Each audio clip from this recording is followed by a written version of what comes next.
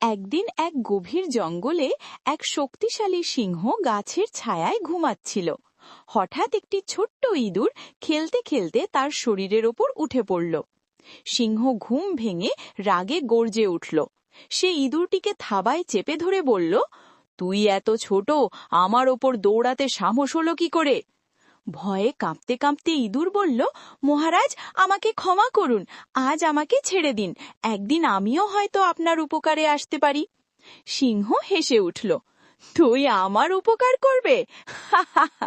তবু তোর সাহস দেখে আজ তোকে ছেড়ে দিলাম।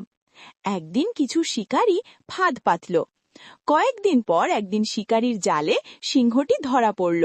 সিংহ প্রাণপণে গর্জন করতে লাগল, কিন্তু মুক্ত হতে পারল না। সেই গর্জন শুনে ইঁদুরটি দৌড়ে এলো। সে সিংহকে অপেক্ষা করতে বলল ও তার দাঁত দিয়ে দড়ি কুটে কুটে কাটতে লাগল। কিছুক্ষণ পর সিংহ মুক্ত হয়ে গেল। ও গর্জন করতে লাগল। সিংহ লজ্জিত হয়ে বলল, ছোট বলে কাউকে তুচ্ছ ভাবা ঠিক নয়, আজ তুই আমার প্রাণ বাঁচিয়েছিস। ইঁদুর মিষ্টি হেসে বলল, মহারাজ, ছোটরাও বড় কাজে আসতে পারে। নীতিকথা, কাউকে ছোট মনে করা উচিত নয়। ছোট হলেও সবারই কোনো না কোনো মূল্য আছে।